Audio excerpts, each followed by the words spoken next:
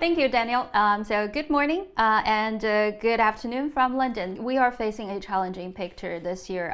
The geopolitical tensions, rising inflation, global supply chains, and the lingering pandemic. Which is the most worrying thing to you for this year? Well, those are all downside risks. Things could get worse than what we expect, and unfortunately we still worry more about things getting worse than getting better. I would say the top three that we worry about right now is China's recovery stalling. We've got a forecast of 5.2% for China for next year. Inflation is still very high in the world, more than 8% in 2022, and it's going to take a lot of unfortunately pain to get it down. And what if inflation doesn't come down as quickly as we expect? It's going to mean even more interest rate hikes and more pain. And the third one I'd say is the war in Ukraine escalating, something could increase food and energy costs around the world. Let's talk about something positive. What is the positive piece of the bright piece for the world economy going forward? The bright piece is the labor markets. And people that usually have a hard time finding work have got a job. They're seeing their wages going up. People are really, there's a sense of reopening coming out, back to tourism. We're seeing travel bookings going up. Really getting back into the economic well-being. Inflation is coming down. That's another positive aspect, signs that it's coming down already.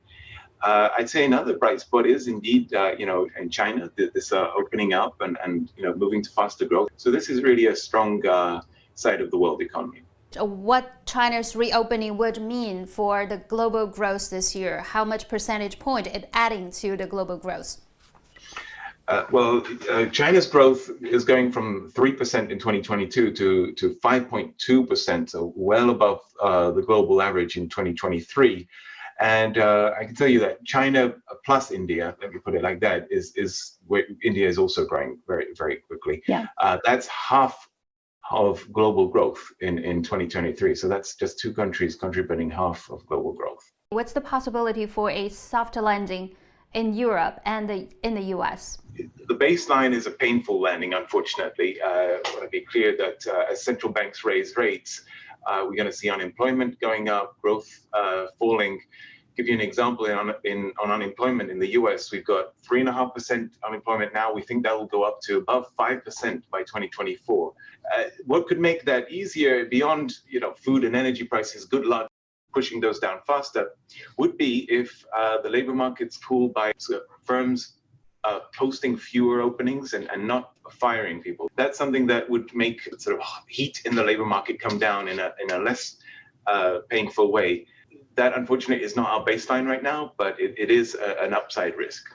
What we see is like a huge trend of the U.S. layoff from both West Coast and East Coast, starting from the financial hubs to the Silicon Valley. And in the meantime, there is still a labor market mismatch that has been actually been for a long time, so way before the pandemic.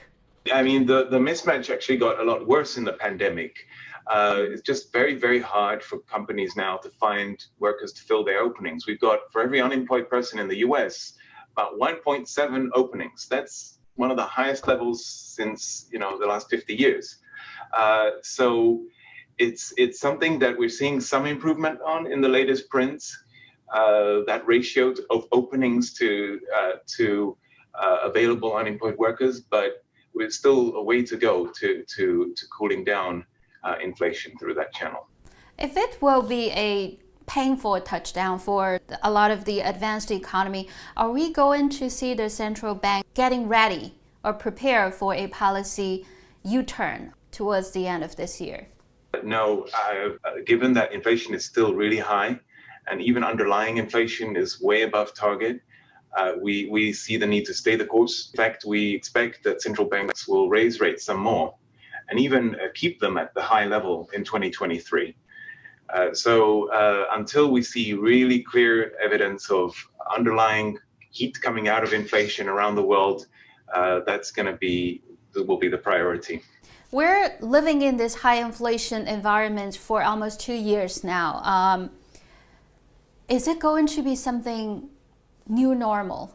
I'd certainly hope not, because the longer this high inflation lasts, the more people are going to think this is normal and raise their expectations of long-term of inflation. And we saw that in the past, getting entrenched in the 1980s.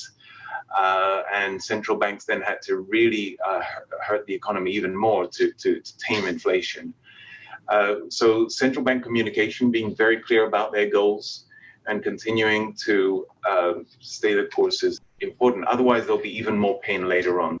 If the US and the European and the UK, all these major central banks continue to raising interest rates, what could be the consequences for a lot of the emerging markets? One of the worries is definitely debt distress with these higher borrowing costs because major central banks are raising rates. This is coming on top of the lower growth.